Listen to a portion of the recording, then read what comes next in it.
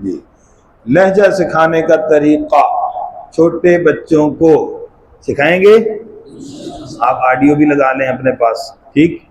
لہجہ جو ہے خوبصورت آواز ہوتی ہے جی، یہ انداز ہی تو اثر انداز ہوتا ہے جسے ہم نے نظر انداز کر دیا ہے جی۔ کیا کہیں گے سبحان اللہ تو کہتا اللہ کے مطلب جی، کیونکہ آپ کو اس چیز کی اہمیت نہیں ہے، اندازہ نہیں ہے کہ وہ انداز کیا ہوتا ہے۔ وہ انداز ہی تو انسان کے اوپر اثر انداز ہوتا ہے، ہم جو انداز سیکھیں گے اسی کا اثر ہوتا ہے دوسرے پر۔ اگر بغیر انداز کے پڑھ رہے ہیں تو اس کو کیا پتہ بھی عبداللہ صاحب کو کیوں بھیجتے تھے، سمجھ گیا جی۔ جی تو جو خوبصورت آواز ہے سب سے پہلے کہاں لگتی ہے؟ دل کو لگتی ہے، پھر کہاں آتی ہے؟ دماغ میں ہے جی، پھر کہاں آتی ہے؟ گنگناہٹ میں، پھر کہاں آتی ہے؟ زبان پہ۔ اب آپ کوئی آواز کو سنیں گے، آپ کو جو اچھی لگتی ہے نا، آپ کے دل کو بھا گئی، یار بہت مزہ آیا، آپ اس کو سننا شروع کر دیں، ایسا ایسا ایسا ایسا انشاءاللہ وہ آپ کو پڑھنی آ جائے گی۔ تو آسان سا طریقہ بتا دیا آپ کو۔ تو یہ جو میں نے آپ کو پڑھانا شروع کیا، یہ آپ کو اچھا لگ رہا ہے؟ دل کو لگ رہا ہے؟ بس دل کو لگ گیا پھر چل کہیں ابھی سے کل پڑھایا ہم نے اور آج کئی دوستوں کی زبانوں پہ بھی آ گیا ماشاءاللہ۔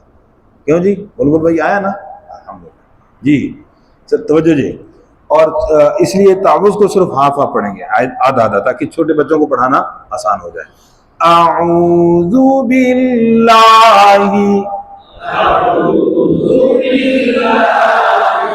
اب غلطی لہجے میں بعض دو سبجی سناتے وقت کر رہے تھے، اعوذ باللہ، یہ بل پہ زور لگا رہے تھے، تو میں نے کھڑی زبر پہ اشارہ کیا باقاعدہ۔ تو آواز کو جو زور دینا ہے، آواز جو اونچی کرنی کہاں پر کرنی ہے؟ کھڑی زبر میں کرنی ہے، بل پہ نہیں کرنی۔ تو غلطی کی وجہ سمجھ آ گئی جی۔ اعوذ باللہ من الشیطان الرجیم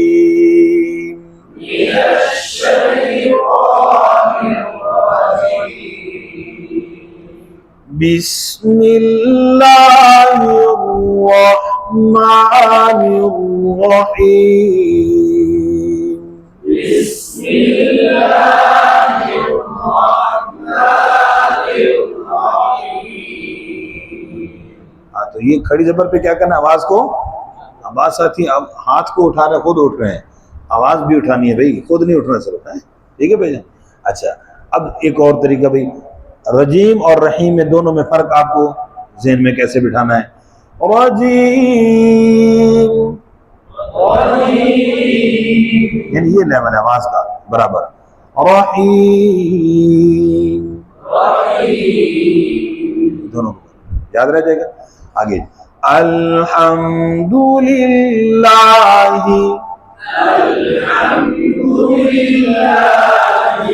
رب العالمین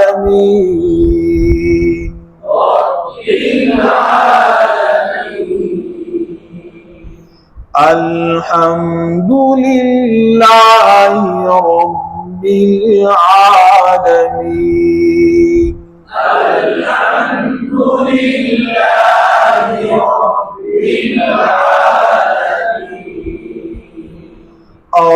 الرحمن الرحیم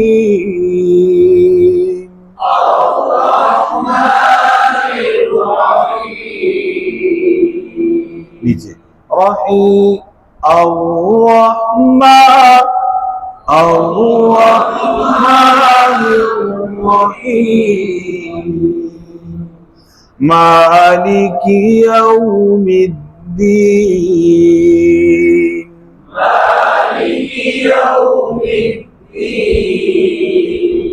اس میں برابر، پہلی آیت میں آواز اونچی یعنی برابر، دوسری میں نیچے، تیسری میں پھر برابر، ٹھیک ہے۔ تو یہ کوئی قاعدہ کلیہ نہیں ہے، ٹھیک ہے، بس اپنے آپ کو سمجھانے کے لیے کہ سیکھتے وقت ایک آیت میں آواز اوپر برابر رکھنی ہے یا اونچی رکھنی ہے، دوسری میں نیچے۔ تو یہ جب آواز کا اتار چڑھاؤ آپ کو سمجھ آ جائے گا تو پھر آپ اپنی مرضی سے جہاں بھی پڑھنا چاہیں پڑھ سکتے ہیں۔ مشق کریں گے انشاءاللہ۔ جزاک اللہ خیر۔